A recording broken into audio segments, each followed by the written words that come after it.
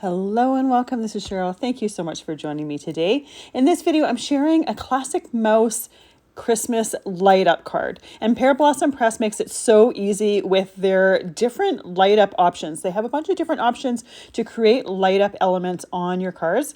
This one that I'm going to be using in the card today is called the Halo Light Combo. I'm only going to be using the Halo Light part of it. There's 2 extra lights that you can use on other cards. When you get a package of the lights from Pear Blossom Press, it comes with a battery. There's a little plus sign on that battery, as well as a plus sign in the little slot that it gets slit. You want to make sure that those line up with each other, and it lights really, really easy. And you'll see as I'm creating my card that I like to test it out many, many times while I'm creating. I'm going to use the Steamboat Willie Duo set for my main Mickey on my card. I'm going to use the Classic Mouse Embellishments die set for the Santa hat as well as the scarf, and then the Classic Mouse Holiday Wreath for the wreath part, and it's the wreath that I'm going to make light up. There is one set of dies in that collection that creates these little holes. I guess they're supposed to be technically berries, but I thought they looked maybe like Christmas lights wrapped or throughout the wreath, and I thought it'd be fun if those lit up. So I have everything die cut off screen, and they're really easy to put together. The hat part, the Santa hat, I have die cut out of some velvet cardstock for a little bit of different texture. And then the brim and the little pom-pom for the hat are die cut out of some white glitter cardstock to give it some extra sparkle. I always love using different types of cardstocks and different types of things to add different texture and little elements to my cards. So using velvet cardstock as well as glitter paper is an easy way to do that, and it die cuts just like regular cardstock. For gluing everything together, I'm using some Barely Art glue in a fine tip bottle, so this works perfect for gluing tiny little die cuts together.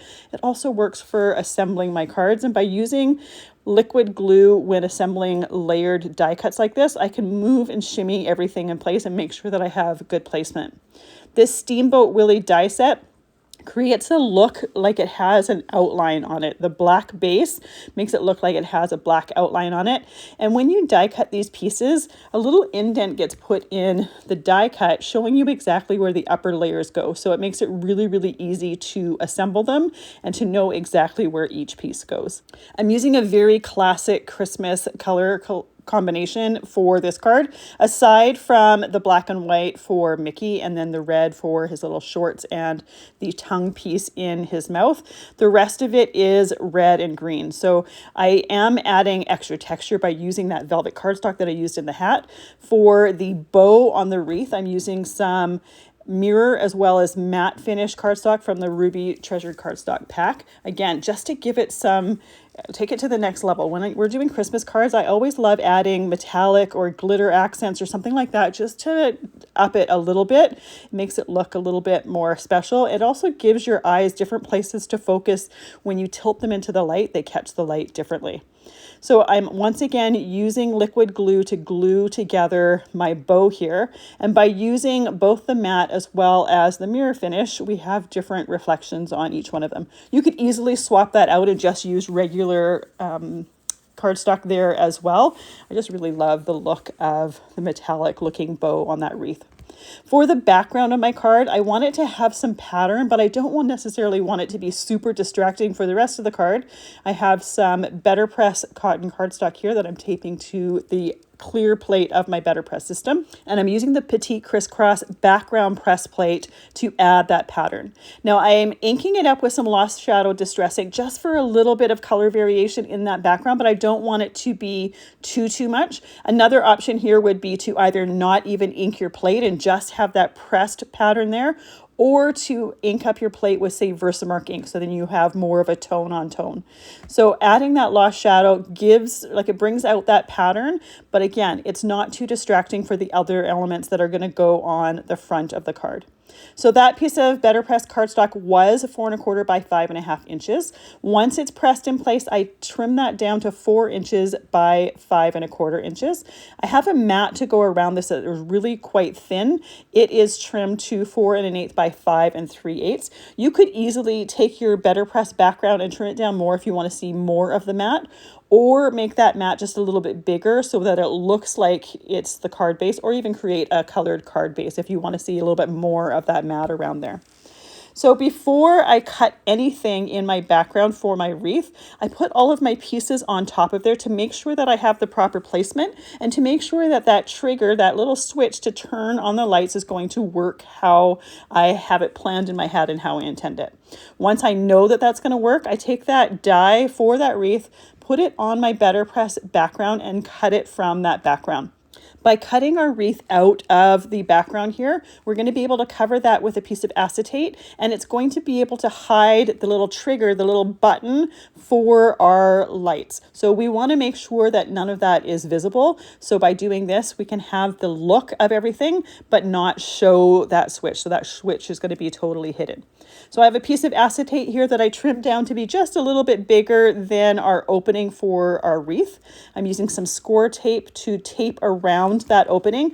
That score tape is going to hold onto that acetate and cover that opening, and then we're not going to have to wait for that to dry. You could use the liquid glue here. I'm only doing it this way just so that it dries really, or that I don't have to wait for it to dry.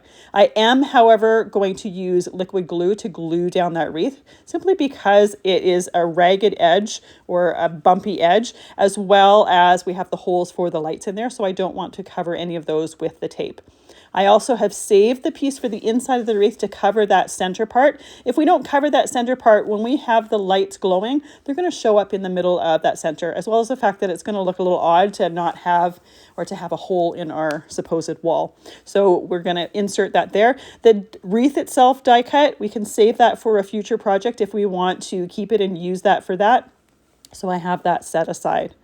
Now my green mat here, that one was done with fern cardstock, and my wreath is also die cut out of fern cardstock, but I don't want to have that fern cardstock behind our opening for the wreath. So I just took a piece of hammermill cardstock and just glued that onto that mat so that when we have our openings, we're going to have white cardstock behind it.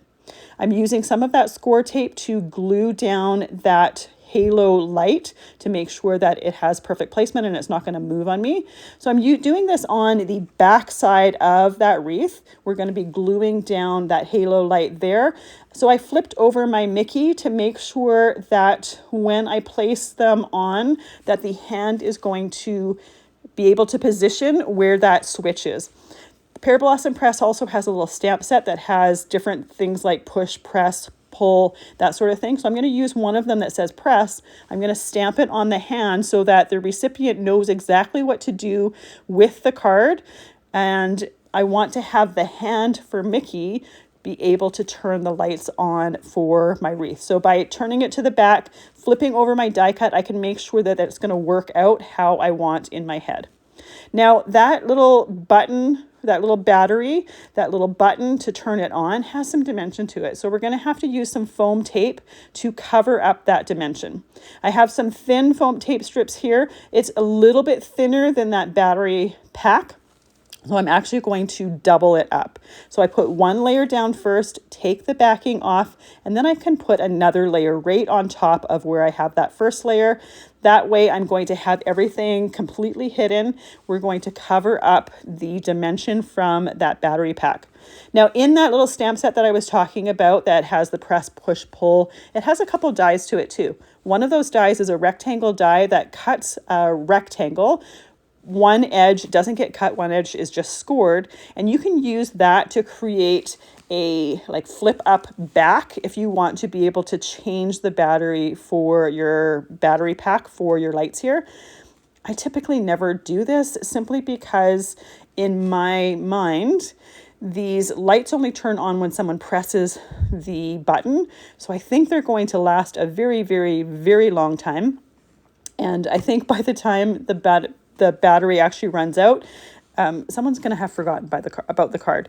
That's just my opinion, but you can easily use that die if you want to create an area to be able to change that battery. I'm going to use the little handmade light bulb stamp from that stamp set to go on the back of my card, and I stamped that with the Lost Shadow Distress ink. And now I'm using my Misty stamping tool to stamp that little press stamp right on Mickey's hand. And that It has a nice tiny font, so it's going to work perfect on Mickey's hand. I'm just going to do it with some white ink. I do want to do this with my Misty stamping tool so I can stamp it a couple times to make sure to build up that white. Now, I don't want that white to be super bright white and distracting. I want it to be fairly subtle. So when you see the card in person, you can see enough to see that it says press, but it's not distracting at all. It's not like you're distracted by something really bright white on Mickey's hand, so it works perfectly.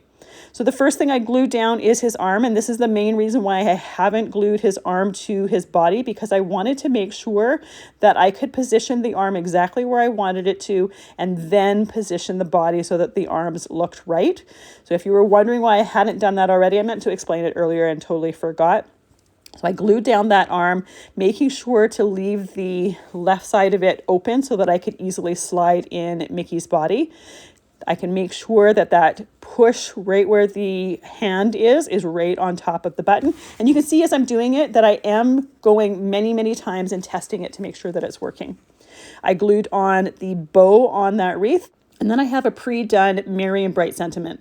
This is from the Merry and Bright Better Press plate and die set. It's a leftover from a previous project, and it's heat embossed with silver embossing powder. So it is dark enough so that you can see it on the card, but it's not super distracting. If you wanted it to be a little bit more prominent, you could also use, say, some red or some green distress ink and ink around it, but I opted to keep it as is.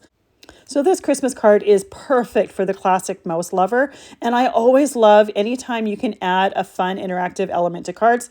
The lights from Pear Blossom Press make it so easy to do, and this halo light was just the perfect size to go with that wreath on the card. There are so many different choices for the lights from Pear Blossom Press, so you can pick and choose ones that are going to work best for the ideas that you're wanting to create. Thank you so much for joining me today. I really appreciate all the time that you spend with me. I hope you have a fantastic day.